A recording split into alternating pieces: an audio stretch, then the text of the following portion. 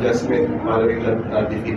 Well, I think what happened the important makikita niyo naman kanina, he really wants to play and I give him a lot of time because it's not yet hindi pa nakaka-adjusted to the Philippine brand of basketball.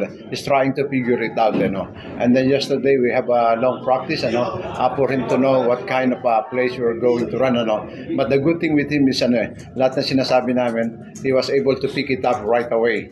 And going to this game, we're really worried because at 1-2 we cannot afford to lose another game. At 1-3 before the break of the Holy Week, and then it's a good magandang baon ito para papunta ng simbahan. Maraming babati sa inyo, ganyan na nananalo kayo. And of course, this game is talagang we have to control our turnover because out of 13 turnovers, they scored 19 points. But the good thing is we're able to limit their scoring from the 3-point area because the last game nila against Magnolia, 17. And tonight, they only have 6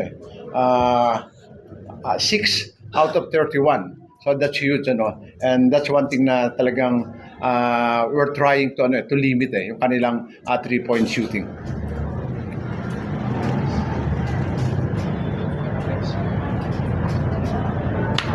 Congratulations sa performance ni Justin ngayon. Really important. Malaking bagay na productive siya ngayon and now crucial start going to be never game on Easter Sunday. I think medyo nawawala pa siya ngayon, pero I think mas madami pa naman kaming araw na mapagpa-practice, so mas magiging familiar siya sa system ni Coach Leo. And as of now, it's impressive na na maganda yung nilaro niya despite of isang practice lang ata siya. So ayun, hopefully sa mga susunod na game mag-pick up pa yung laro niya and may panalo pa niya kami.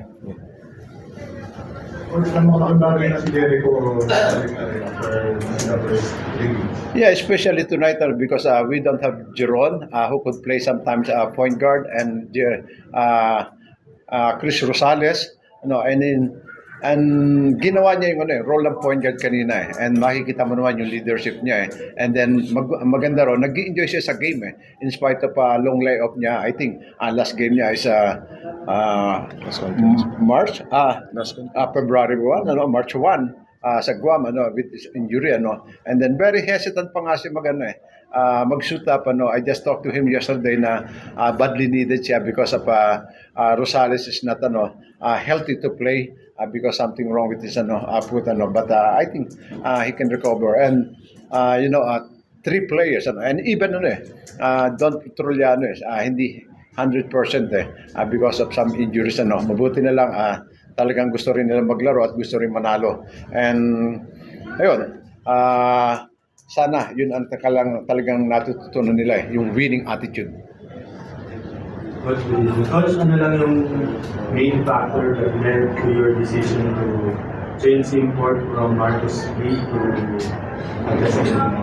Yeah, I think a few inches lang lumaki si Justin Patton and then based on the clips na nakikita namin, he can shoot from the 3, from the 2 out of the shaded area and makikita natin yung about sa ribs sa kanya he is a good rebounder kanina talaga makikita niyo yung kanyang yung size niya, so something na could intimidate dahil na-limit namin yung inside points ng kalaban except yung mga second chance points nila, yung mga napulot ganyan, pero wala halos makapenetrate sa kanya CJ, nag-usap lang kami kanina rito mukhang pumayat ka ngayon, nagpakondisyon ka pa for this time. Wala na kasi makain. Syempre, every conference kailangan talaga condition ka kasi if hindi, mahuhuli ka So, yun. Syempre, tagal ko na din nagba-basketball, so I think konting conditioning and strengthening, I think okay. So, Coach, big games yung mga darating na kalaban, Ano bang plano niyo for this coming Holy Week? Yeah, actually, yung plano namin yung nag-start kahapon yun eh. So we have to win against Macau because it gives us some confidence. May inspiring player, especially if we have a new import. Kailangan yun eh. Dahil alam mo naman ng mga players, ganyan pagka nakita ang import mo, hindi nakakatulong. Yung confidence nila bumababa eh. But tonight's game, I think he will help a lot us. Dahil especially on rebounding and then rim protector siya eh. That's why yung mga susunod na game against Nebrat, Rain or Shine, and then halos malalakas ito, nasa top ito eh. And I think it will be an exciting game for us. And dahil we have at least 3 days to practice before our game on April 5. Anong break na po? Anong break po? Tomorrow we will be having a break and then we will practice on Thursday, Friday, and Saturday in preparation para sa Ginebra Games. And that's the usual thing na ginagawa namin eh. Kaya hinihiling ko sa mga player sacrifice eh. Anyway, this is a Holy Week, so a lot of sacrifices ang ginagawa ng mga tao. That's one thing. Katulad dito mamang ito. Tayo magnilay-nilay. Kailangan magnilay-nilay sila. Okay, coach. Ayan. Thank you.